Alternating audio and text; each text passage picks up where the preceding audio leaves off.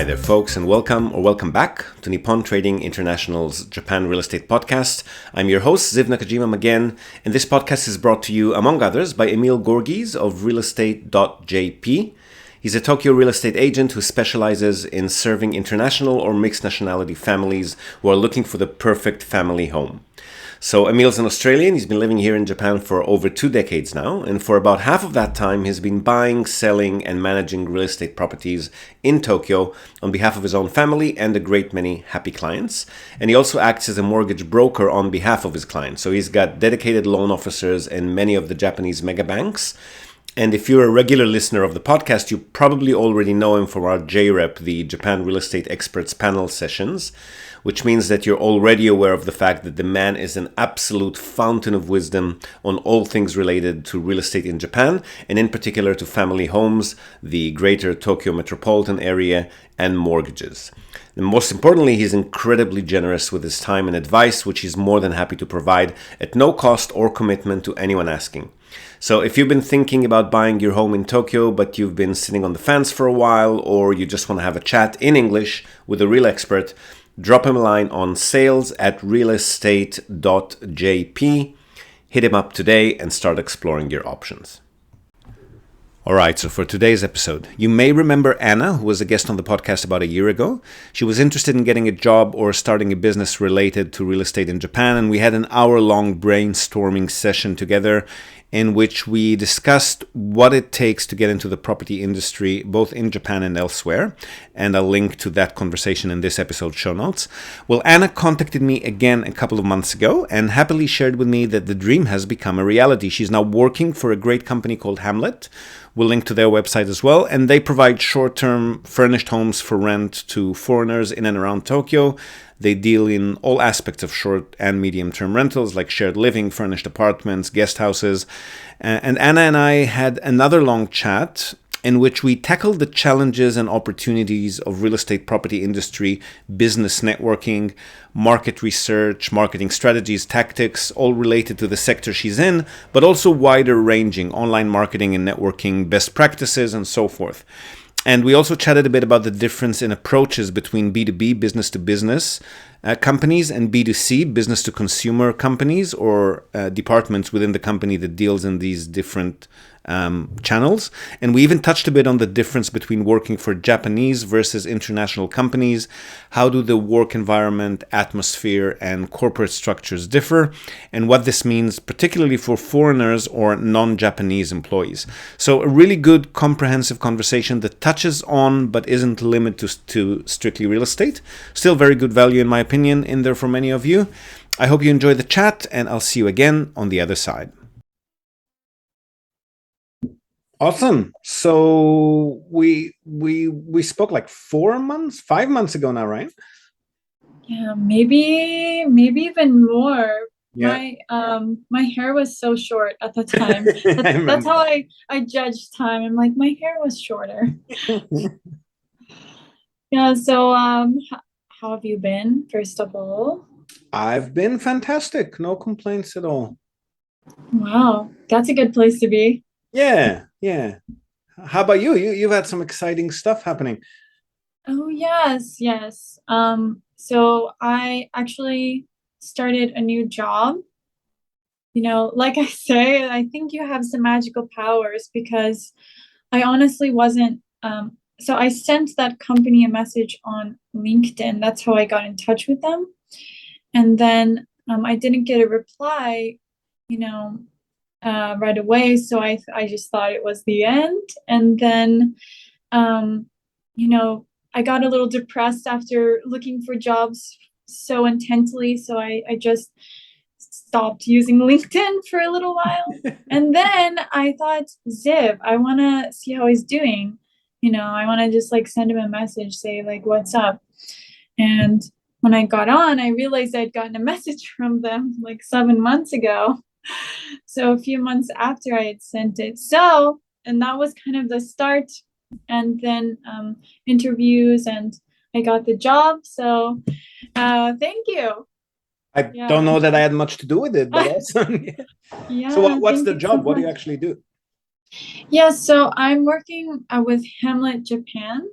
So it's a joint venture with a Singaporean company, and Mitsubishi Estate. So these two companies came together, and we have Hmlet Japan. So Hmlet is really well founded in Singapore and also Hong Kong. And it only started in Japan in 2019. So it's fairly like unrecognized in Japan, at least by Japanese people. Some foreign people maybe know. So basically we have condominiums or like apartment complexes that we buy, and then we make them really pretty and look nice. And basically foreigners and Japanese people can rent these like hassle-free for the most part. So no move-in fees and reikin and everything involved in normal rentals, you mean? Exactly. So there's no key money. There's also no brokerage fees. So you know how if you're looking for an apartment, usually in Japan, you usually go through an agent, and then you pay that agent generally a month's rent. Yep. Right? So we don't do that at Hmlet Japan. So that's pretty nice. So it's good for people. You know, we have contracts from 1 month, so you could stay 1 month and you don't have to deal with all of that stuff, which is nice. And they're fully serviced, furnished, all of that? Yeah, so you can choose, but for the short stays, we only have the fully furnished options available. So it's our all inclusive. So yeah, so it's fully furnished, and also it has amenities and, for example, utensils, vacuum cleaner, iron. So you kind of have everything you want at like your regular home, but you just don't have to bring it all with you. So it's super nice. So especially utilities and all that are included in the rental included. price? Okay, Yes, cool. Very included. cool. If you happen to just really use it extremely, you might be charged for the extra, but it's unlikely unless you're just like, I don't know, you like it to be like 18 degrees Celsius in the summer in your house. Yeah. So probably most people don't go over the limit. Yeah. And is it expensive? I mean, I'm sure it must be expensive compared to a normal long-term lease, but how does it compare with other short-term options? Oh, so I guess generally short-term options wise in Japan, I guess you would say they have the serviced apartments, which is basically, and just for people watching, because I'm sure maybe you know, but just for people watching, even who's watching, serviced apartments are generally very expensive, and they're basically like staying at a hotel, but it's like an apartment in a hotel. And you know, some of those services you can even eat at the restaurant there, and it's included, things like that. So that's going to be like extremely expensive. And then you have like a share house. A share house is, you know, you have your room, but maybe the kitchen and the living room is shared. So it's maybe more inexpensive. And the bathroom and the toilet, that's the most annoying thing. Oh, yes, yes, yes. The shower and the toilet. I saw some things. I didn't stay at a share house like that, but I've been and I saw things, and I just, yeah. So you have to have a certain level of patience and a certain personality to enjoy those places. But basically, Hmlet is the in-between. So on price wise, so it's going to be in between that, but it's definitely more for people who have more of a budget. So I would say for a short-term stay, minimum about, oh my gosh, I'm so bad with Japanese numbers. Is that 20? or I'll just say it in yen, 200,000 yen. Okay. That's going to be generally what you're going to look at if you're looking for a short-term stay, like 1 month, 2 months. And then after that, it starts becoming a little bit less. So the longer you stay, the less it is. But short-term stay, it's really good if you don't want to stay at a hotel, you know? Yeah. And It's a lot cheaper than the hotel. So what do you actually do for them? Yes, so I'm a sales associate with them right now. So basically I'm doing B2C and B2B. So it is a startup in Japan. So I wear many hats. But I've just started working there. So but the plan is being B2C. So I'm working with people who are interested, individuals who are interested in renting with us. Yep. And I'm just like an agent. I'll show them the place and I support them answering their questions. And then also the B2B side, I'm looking for, companies who would be interested in our company and maybe offering it to their so if they have employees relocating to Japan and stuff like that, right? Exactly. Or even recruitment companies who are recruiting people. So it doesn't have to be their employees, for example. But I mean, honestly, the reason I can even talk to you about this is because I do really think it is a pretty good deal. And also all of the support for foreign people is such a special thing that I don't really see, often in Japan. Absolutely. We actually, I started a new company a few months ago, which helps people with their relocation support in Japan. Oh, wow. Yeah. Okay. So we'd be very happy to cooperate with Hmlet. So do you guys do only like Tokyo, Kanagawa, or are you all over Japan? Yeah, so right now we are focusing in central Tokyo. Eventually, we would like to expand, but we are trying to get more people, more manpower, and really lift it up. I think when we started 2019, exactly right before, because it was October, right before Corona hit, and I think one of the big interest points in Hmlet is that it has social opportunities. So, and with Corona, that wasn't really a good idea. So, well, what do you mean by social opportunities? Like for residents to meet other residents, or? Yes. So, and we're planning on expanding that now that Corona is, I wouldn't say improving. We're just getting used to it. Yeah. Yeah. Thank you for saying that. I didn't know how to say that in like a correct manner, but yes. So our events, for example, right now we have events where residents can, for example, we have something called an art bar. You can drink wine and do art with everybody, and it's kind of a good way to mingle with other residents. That's awesome. And for example, pottery or learning Japanese traditional arts, such as traditional dyeing methods where they use on kimono, but maybe doing it on like a shirt. I don't know, like tea ceremonies. So there's a lot of opportunities, and we have a lot of freelance people staying with us. So we also want to create opportunities for them to network. So that's kind of our goals going forward too. Awesome.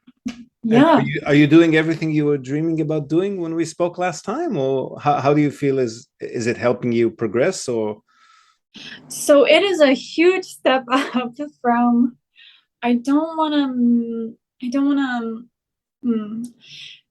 have to say this in a certain way. And for me, it's a huge step up. You were teaching English before, right? Yes. And then before that, I was in sales at an extremely traditional company. My friends put it on a scale, for example, 1 being very liberal or very kind of progressive, 10 being, for example, if let's say a client comes to the company and there's a new person just standing there maybe the boss would say, you get away, you need to bow, or dogeza kind of deal. Yeah. I was probably at a 9. Wow. Okay. Or an 8. Yeah. So right now it's a huge difference for me, and I feel they're pretty supportive, and a lot of the staff where I'm working at have had opportunities living abroad or learning another language, so they're much more understanding of foreign people. So You have to yes, be with a company like that, right? yeah, so it's very, very positive for me. And anything else, it is a startup, so it's not, perfectly exactly what I want to do, but I think there's opportunities to make it how I want it. And you got your foot in the door. You wanted to be in real estate, right? Yes, exactly. So it's, for me, I mean, it sounds really cheesy, but it is a dream come true for this point, right? It's a huge step for me. I'm super happy for you. That's awesome. Thank you. I appreciate it. I was like, I've been through the roof. I'm happy that they gave me the opportunity. So yeah. And people say good morning to each other with a bright, tone. And I was like, wow. That's awesome. Yeah. So did you come across anything that I or anyone else can help you with? Any questions, anything that's, intriguing for you in this new industry? Anything I can help with? Oh, yes. So we are just really entering this B2B world, and I really want to do as much as I can, spreading the word, because I honestly do think also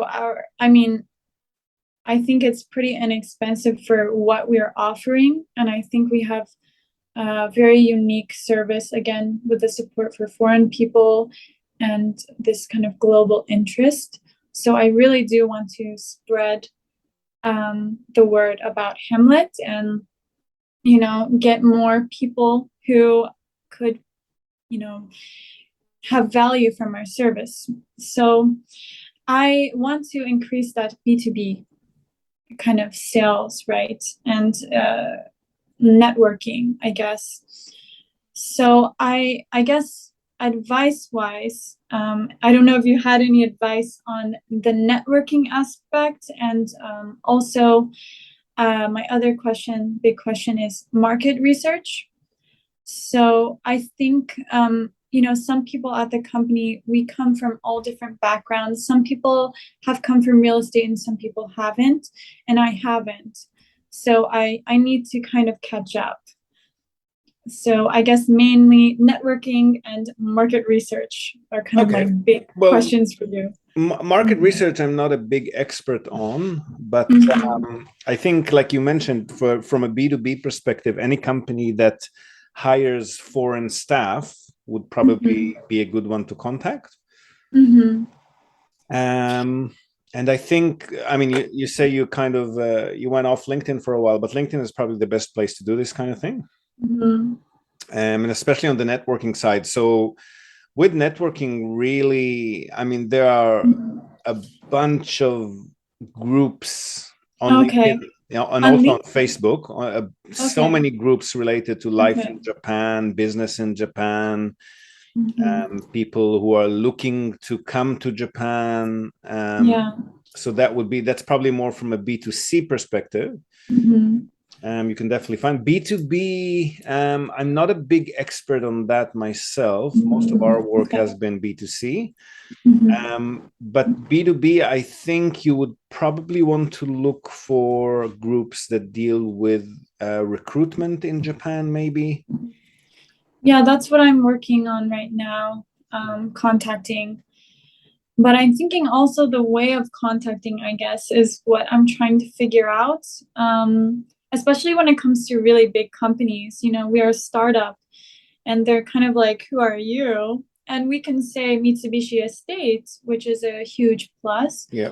But, still at that point, there's some apathy, I guess. It's, in dealing with someone who isn't a huge corporation. Does your company give you an advertising budget, or is it supposed to be all organic?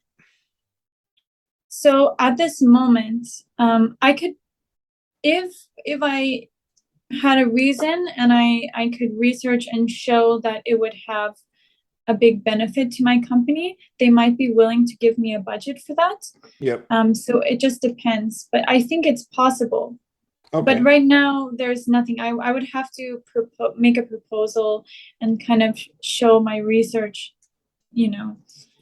Yeah. Again, I'm not a big expert on that, but I know that Facebook, Instagram, and LinkedIn ads work really well. Okay. And for B2B especially, LinkedIn gives you the option to really drill down to the person that you want to contact. So you could, for example, target HR managers working in Japan for companies with 1,000 people or over, for example. I mean, I don't know what your target market is, but it gives you a really good ability to pinpoint. And then if your ad creative is going to generate interest, so instead of making it a sales pitch, make it something super informational, like, did you know that you could get a place in Tokyo that looks like this and provides this kind of support for foreigners for this price, and show them photos or videos of what your properties look like, and even just provide general information. So if you start producing content, that's more on the organic level, but if you start producing regular content and publish it in many places online, and again, social media, an article for your company website, if they do that and that kind of thing, then you can share those resources that you provide. But it has to be informational. I mean, you can come in with a sales pitch once every 10 posts, but basically 90% of it should be purely informational. Like how to get along in Tokyo doing this and that, how to apply for, not directly even related to the property business, but just like establish yourself as the authority for foreigners relocating to Tokyo.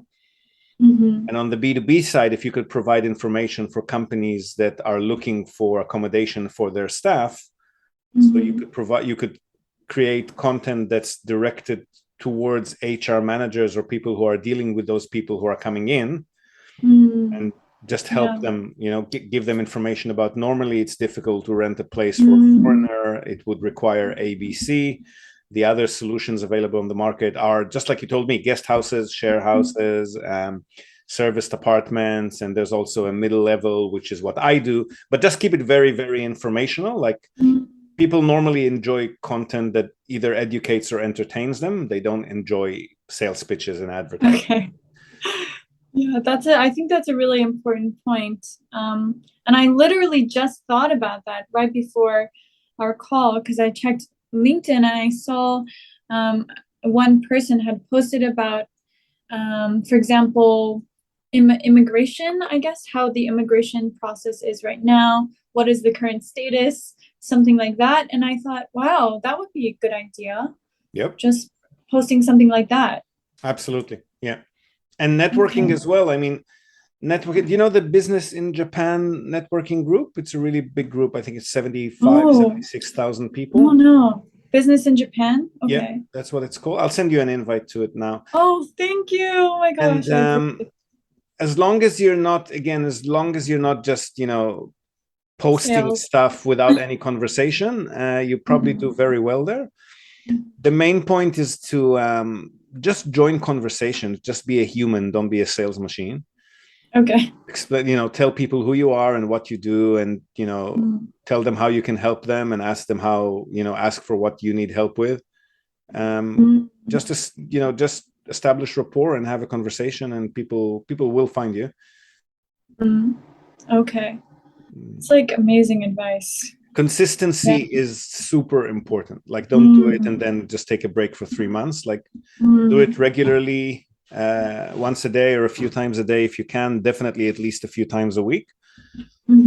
Just provide content. And also, the best part for networking, which also works well for organic reach for marketing, is join conversations, right? So if people are talking about something in a particular group, just jump in and give them your own 2 cents. And again, not in a sales pitchy way. It doesn't, you don't need to say, when you join a conversation, you don't need to say who you are and what company you work for, because if somebody is interested in your comment, they'll just click on your profile and find out. Oh, okay. So your profile is your signature. You don't need to push your business. You just join the conversation like a normal human being and have a chat. And when people recognize that you have expertise in your subject matter, then they will eventually reach out to you. Okay. And the forums where you do that depends on where you want to go. So if you're looking for B2C, look for business in Japan or life in Japan kind of groups. And if you're looking for B2B, look for relocation or HR. There might be, I'm sure there are groups where HR people get together and talk about HR stuff, right? And those are really the decision makers that you want to be contacting.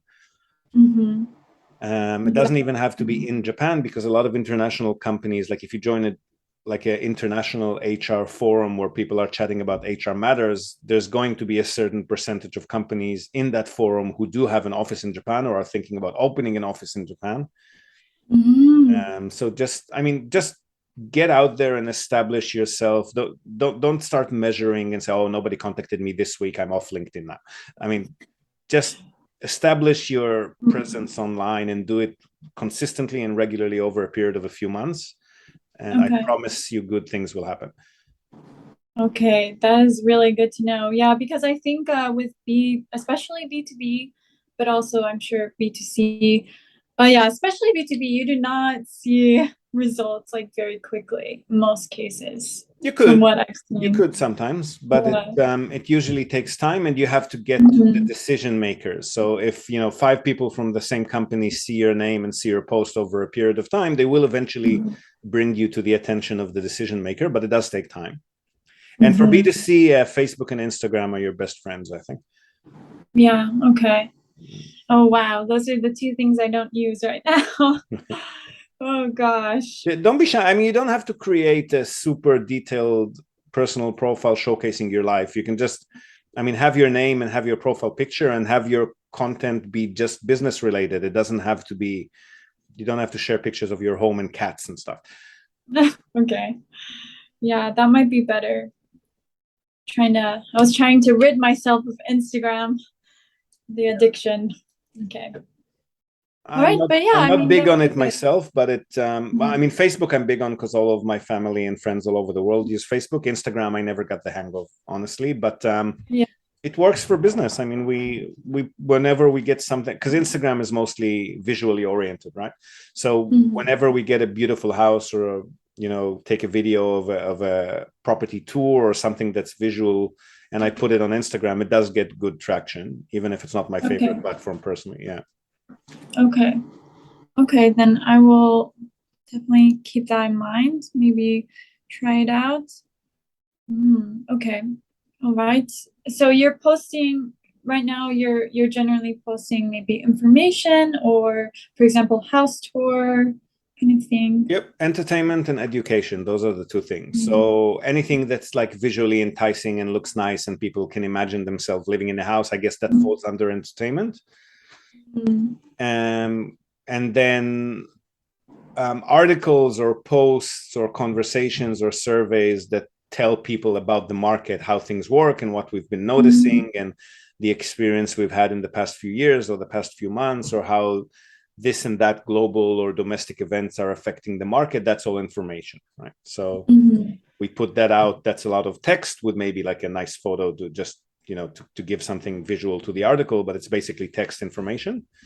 And of course, if you're up for it, if you create a podcast and just do a regular podcast, even just, I do mine usually once a week. You could do it once every 2 or 3 weeks.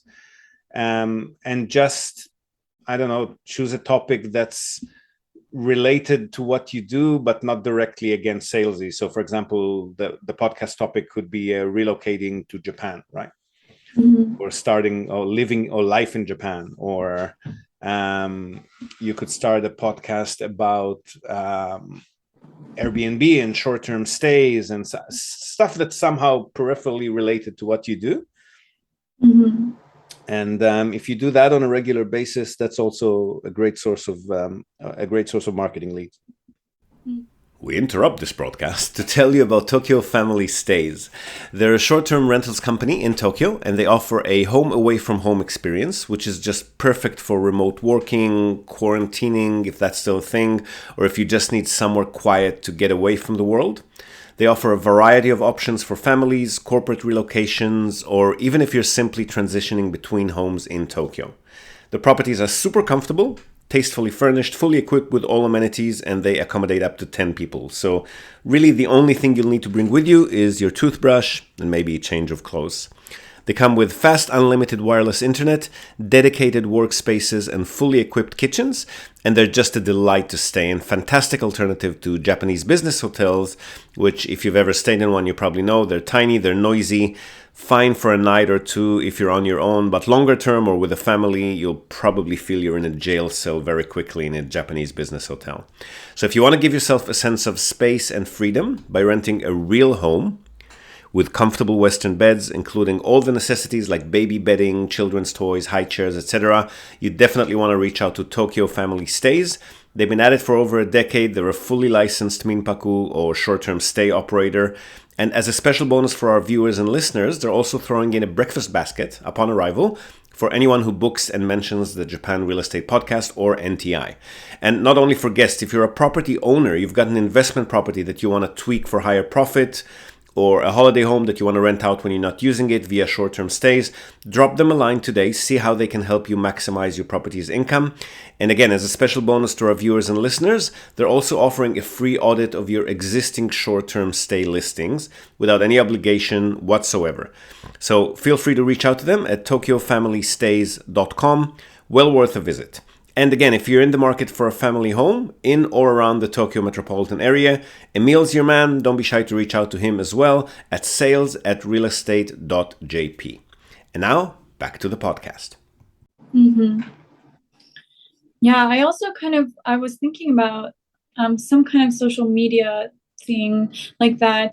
And I guess I'll have to discuss that with my company, but I was wondering how that would work out, like I guess it would all be like, for example, eventually if you make a profit, it would go to the company kind of thing. Profit from, how do you mean profit? Yeah, so let's say the podcast became really popular, for example, and then it was like a thing. I don't know how that would work because, for example, for you, it's your company, but for me, I'm working for Hmlet. Yeah, so but I don't know the podcast the is not, the podcast itself is not a monetizing tool. You're not creating I guess some people do have professional podcasts and they monetize them like YouTube channels and they do ads and stuff. But from your perspective, the podcast is just meant to generate interest in what your company does. Mm-hmm. So if somebody contacts you after they heard you on the podcast and they say, "Oh, I'm really interested in those properties," then you just, you do what you do normally with the company. Don't think about the podcast as a tool to make money. Think about it as a tool to generate leads. Okay, I was thinking, I know I saw you, or I didn't see you. I heard you on a podcast on Audible. Yep. Yes. So maybe I could do something like Audible. I don't know. Have you heard any people like contacting you after that podcast? I know it was pretty recent. I don't specifically focus on the platform. What I do is we have a podcast host platform. So it's a website that hosts the platform, that hosts the podcast. And there's a section where they tell you, do you want us to publish it on Apple Music, on Amazon, on Audible? You just tick, tick, tick, tick, tick, tick, tick, and it just goes out there automatically. You don't need to worry about that. Oh, wow. Would it be okay to ask what platform this is? The one we use is called Podigy, Podigee.com. They're based in Germany, I think, but if you just Google podcast hosting platforms, you'll find heaps of them, and they'll be graded according to price and how they do with republishing on other platforms. And basically everything else you've asked me today too, honestly, just Google it. I mean, if you Google how to generate, how to generate business on LinkedIn, or how to generate business on Facebook, or how to get, how to contact, how to do B2B initial contact or stuff like. You'll find tons of articles about that. It's really interesting to start reading up on that and try various strategies, and you'll find out a lot of stuff. I mean, you don't need to rely on me for that. There's way cleverer people out there who have been doing this for a while. Yeah, I mean, Google is my good friend. I've Googled many a times, but definitely, of course, I would say you have some very specific information. I think I mean, I don't know if that's not true, but it's kind of rare to find someone like you in Japan. Would that be true? For example, right, you are a non-Japanese person, you're doing real estate, you have a real estate company in Japan. Is that not rare? It seems rare. There's a few of us around, but I can probably guarantee that the vast majority of us are relying, for the Japanese side, we're relying on our Japanese partners, or if we're employees, we're relying on the Japanese business. And in the same way that you are probably hired because you cater to the foreign population. Exactly. Right. So you rely on the Japanese side of your business to handle all of the actual nitty-gritty property stuff and the registrations and the and the purchase and sale of properties. Same thing. So yes, I'm working in Japan in real estate, but I'm very much on the foreigner side of my company, whereas my partner Chikako is on the Japanese side of the company. And you've got this, you've got the entire company behind you on the Japanese side, so you don't need to be too concerned about that. Yeah, that's true. So it's a really good mix, I guess you could say, with the global and then more of the people who understand the traditional side of it. And honestly, all of the specific information that I can give you from my experience in real estate is not nearly as relevant as the information related to online marketing. Like online marketing is, it doesn't really matter what it is that you're selling. The point is how you talk about it. So if you like the first half of our conversation today, I could feel your passion when you were talking about the company and the services that you provide. If that reflects in your online presence, you'll definitely get, I mean, honesty, integrity, passion, information is all you need for online marketing. And whatever the product is by the way. I forgot how to say that. I don't know either. I don't know my words. I can't be an English teacher anymore, so I'm forgetting my English already. Okay. All right, but yeah, I mean, I do really appreciate either way you taking the time to meet with me and talk about this. And also, I do hope maybe after I can maybe send you something about Hmlet, because again, I do think it is a really good service, and it opens doors for a lot of people who are struggling, especially to find a place. Absolutely. Right? I'm happy to, especially with our new company, I think there's a lot of potential collaborations that we could do there. Because I think we're catering to the same clientele. Like, we need to find people a place to stay, and the people that you service will often need help in other areas of relocation. So I think exactly. I think there's a lot that we can collaborate over there. Okay, that would be great. So on online marketing, you might want to check out Gary V. Oh my goodness, Gary V. Yeah, do you know him? I've seen some videos. He's kind of the hustle guy, right? No, he's got a lot of stuff going on, but if you put aside his personality and motivational and the stuff that he helps 20 years old with, and focus on his internet marketing content.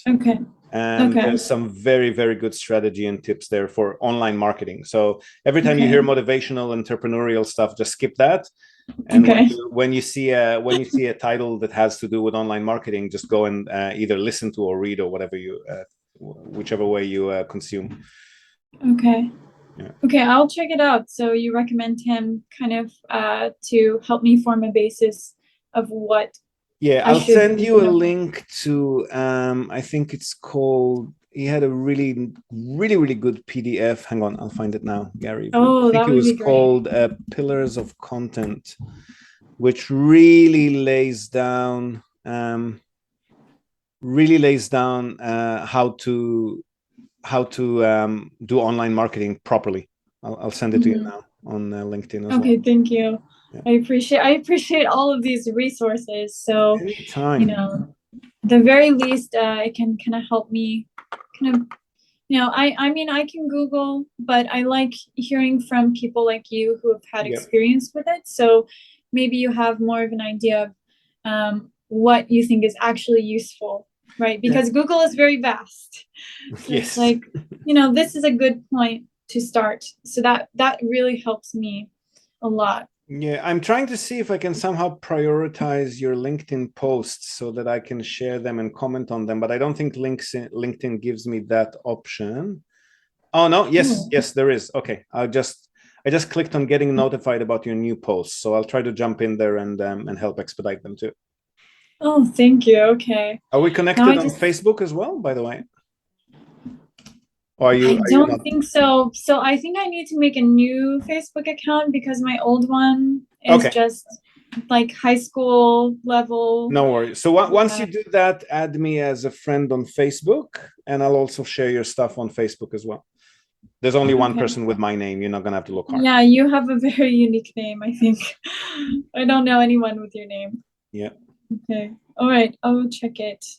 So my Zoom is free, so we're probably gonna get disconnected. We can jump back in if you need anything else.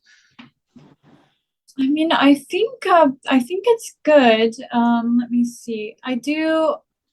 Yes, I'm glad to hear that you're interested in collaborating, and especially if you are like you said, your new business is relocation. So I think that would be a very good kind of thing. Maybe I'll send you like an email after, or would LinkedIn be better? Please do. Would email be better or LinkedIn? Email, LinkedIn, whatever's convenient for you. So I think that's the majority of what I wanted to talk to you, just get an idea of how to kind of get our name out there. And also it sounds like you said, you have this new business with relocation, which is exactly the people I'm looking for, right? People coming to Japan or even from other spots of Japan to Tokyo, right? So I think and we also offer discounts to anyone that you refer to us for them. So so that's kind of a nice service you can offer them, right? Okay, is there anything else you can think of? Any other I know it's kind of an open question, but any other advice you would give me in this part of the world, real estate, even though it's different from what you're usually doing? You're working with houses, right? But I'm working with apartment units. Yeah, but I mean, we're similar. We're similar in the sense that we're both catering to foreign clients, right? Exactly. The B2B side, maybe not so much. So with the B2B, you would have to reach out to Japanese companies that are hiring people from overseas. So I'm not sure. I mean, you've mentioned that they put you in charge of B2B sales as well, but I'm not sure how easy it would be for you to reach out to basically a strictly Japanese company. They might be hiring engineers from India or the US or what have you, but they're basically a Japanese company, right? So the initial contact, unless they happen to have HR managers who are fluent in English and consuming content online in English, otherwise you might have to get an assistant or a senpai or somebody Japanese who can help you on that side. Yeah, so at this moment it's me and two other members, especially me and one other member who is my direct senior, I guess, and he is Japanese. So he's focusing on the Japanese side, and I'm focusing more on chances where I can use my English, utilize that. Okay, so together with him, I would recommend that you both get very, very comfortable living online. Social media is honestly your best source of customers. So B2B, maybe more LinkedIn, B2C, maybe more Facebook, Instagram, but this is where you're going to be finding most of your customers. And this is where you're going to be showcasing the work that you do.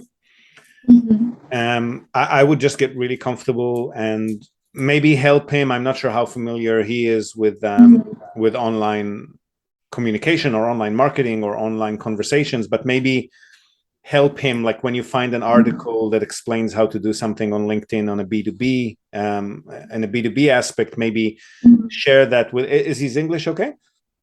His English is okay. Maybe reading would be better than listening or speaking. Yep. Yes, I think I would.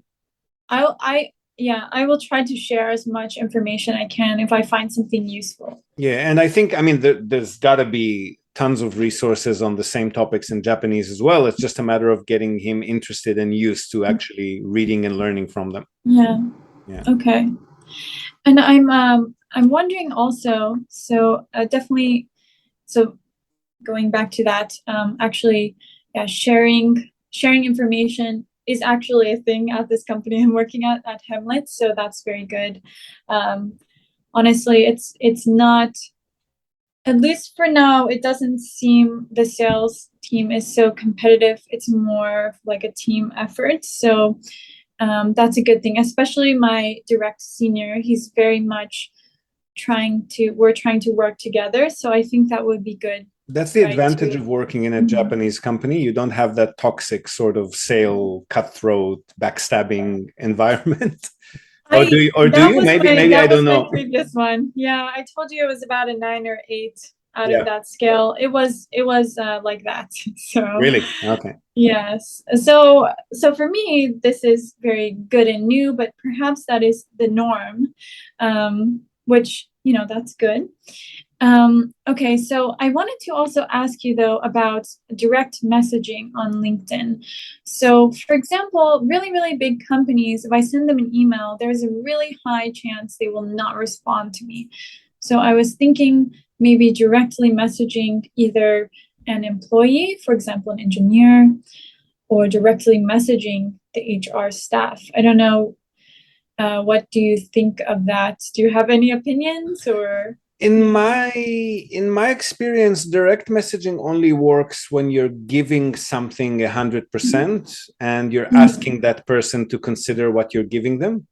It doesn't work well for marketing. So, for example, if you wanted to be an intern, right, in some company, and they're the ones giving you the opportunity, then you DMing and asking for the opportunity, that's perceived well. I mean, some of them obviously, maybe 50% of them don't reply at all, and 30% on top of that just say no thank you, but 20% will respond positively.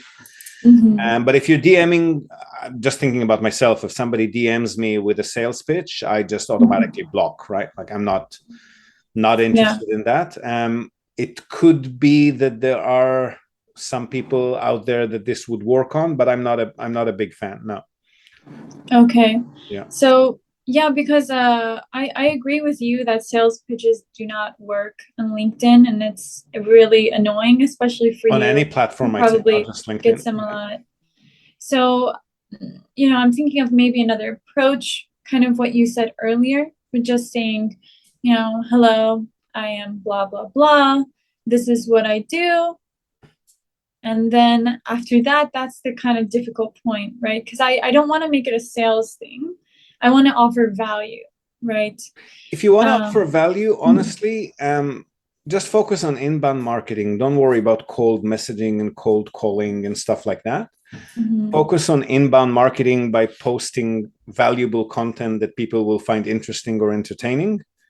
And just make sure that you do it in the forums and the channels that people will be able to see. I mean, that your target audience would be able to see, right?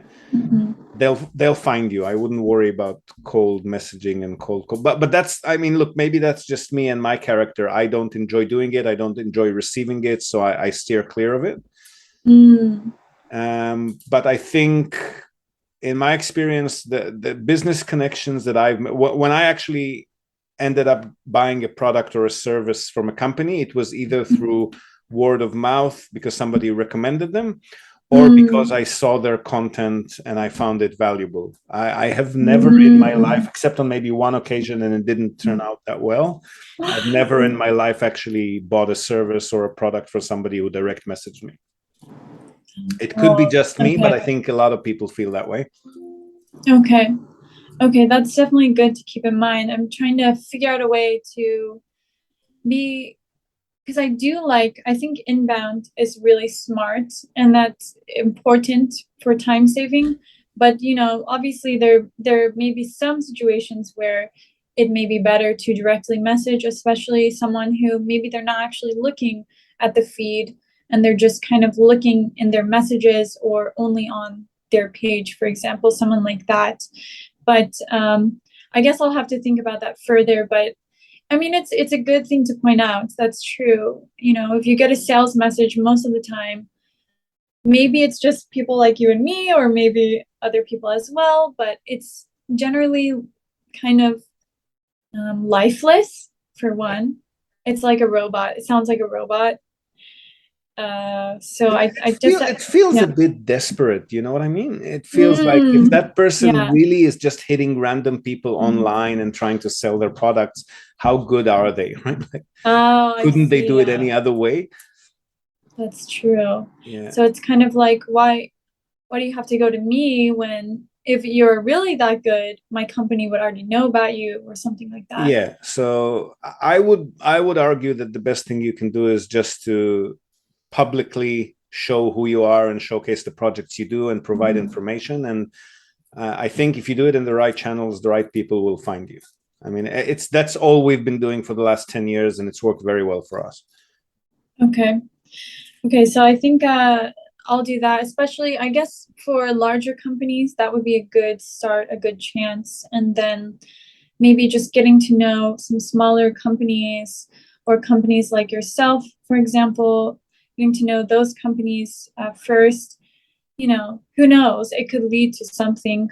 And I would like to also have more networking. So that's the networking part. Yeah. I mean, if you honestly and genuinely and without any hidden agendas, just connect with people, listen to what they say and tell them about what you do, and, contribute from your experience, and, ask questions and answer questions.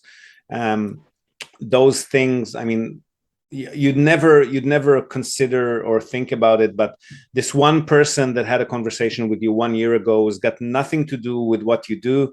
They actually know someone that they'll refer you to, right? So I wouldn't, just get out there and be social and don't be shy, and keep posting stuff, whether it's personal stuff or business stuff, doesn't matter. Okay. All right. Becoming social. Yep. Oh my gosh. Okay, well, I'll have to make. But you can be an introvert and be social. It's online, right? You don't actually have to go and meet people face to face. That's true. Yeah. That's true. That's true. Okay, well, I think it seems like that's one of my best bets in this case, especially since we are like a startup. So yeah, okay. I will look into implementing that, because that seems like a really good plan. And then I'll speak with my direct, I guess, manager, senior, and try to get him involved, because I think he's interested in doing online things, but he's just not very used to it. Yep. So maybe I'll try to find a way that can make it easier for him too, so we can kind of at least have both of us doing it at the same time. Yeah. Try to find him. Try to help him find some Japanese resources on how to do online marketing, because Japanese people have a tendency to think, like, if you present them with English information about how things are done, they have a tendency to sometimes say, oh yeah, but that's not going to work in Japan. Like, we don't do it like that here. So try to find him some Japanese content from Japanese people who are doing it and how they do it. And then it might be easier for him to digest, I guess. Yeah, I totally agree. I think that would kind of, also just because it's his native tongue, it'll make things smoother. And like you said, it will allow him to accept it, like, I don't know, nattokuru, right? Kind of accept it to it. My English is blending, but that's okay, right? That's fun. Yeah. Okay. Awesome. Exciting journey. Keep me posted, and don't be shy to tag me if something has to do with real estate, and then I'll comment and share it and stuff like that. Thank you. I really appreciate that. And I, again, even though maybe you didn't have such a direct effect on it, I kind of feel a little bit, thanks to you, I was able to get this job, right? Because if I didn't think, oh, I want to say hi to Ziv, I would have never seen the message. Okay, so it was like really good timing. Serendipity, yeah. Really good. Yeah. So thank you for your magic, even though maybe you don't realize it. Maybe. Thank you very much. That's some Harry Potter, some secret. Yeah. Okay, you're embarrassing me now. Stop. Go away. All right. Hey, it's okay, right? Positivity. I want to spread it when it's deserved, right? I totally agree with that. Okay, but anyways, thank you, Ziv, so much for taking time to do this. I know it's on your Saturday and you're busy, right? My pleasure. Yeah. Thank you so much. I hope maybe we can talk soon, and I will send you some information maybe after this. And I'll join those groups too. Anytime. I'm here. Thank you so much, Ziv. Have a great weekend. Do you have any plans today? Work. I've been away for like 2.5 weeks, and I kind of was working on 50% throttle, and now there's so much to catch up on. So that's all I'm doing today. Yeah, but I'll get drunk in the evening and call it a day at some point. Oh, that sounds nice. Yeah. Drowning and then having some alcohol to finish it out. Drowning my sorrows in alcohol, exactly. Okay, I wasn't gonna say that, but that's kind of what I wanted to say. Okay. Anyways, awesome. You enjoy. I'll talk to you soon then, and you good luck with your work and catching up, and thank you. Hopefully you can drown in your sorrows tonight. Thank you. Okay. See you soon. Okay. Bye, Ziv. Bye-bye. So there you have it. Big congratulations to Anna for a new job, which sounds pretty exciting, challenges and all. And again, we'll link to Hmlet's website as well as to our first conversation with Anna in this episode's show notes. Be sure to check it out. Now, before we go, we're also, as always, going to tell you and also link to our other sponsor's website. That's Hiroshi Shimizu, immigration lawyer and administrative scrivener. If you're thinking about moving here on a more permanent basis, or you're already in Japan on some sort of a temporary visa and you want to switch to a longer term or permanent one, or if you're considering setting up a local company or a branch office of a foreign company and you've got any sort of business or visa related inquiries, or even if you just want to find out what your options are on any of these topics, feel free to contact Hiroshi Shimizu. You can find him at japanimmigrationexperts.com. And he can help you set up a company, apply for any kind of visa, or just provide you with the best advice and extremely affordable consultation related to these topics. And he's already done that for many of our listeners. So feel free to reach out to him. Again, that's japanimmigrationexperts.com, and you'll be well on your way. And that's it from us for today, folks. Hope you've enjoyed this episode of the Japan Real Estate Podcast. Do share it with your networks, and please let us know what you think. So leave us a short rating or review on the iTunes Store, on Spotify, or just drop us a line in the comment section or wherever you might have found this episode. We love hearing from you. Hope to have you with us again next time, and until then, have a great day or night ahead. Yoroshiku.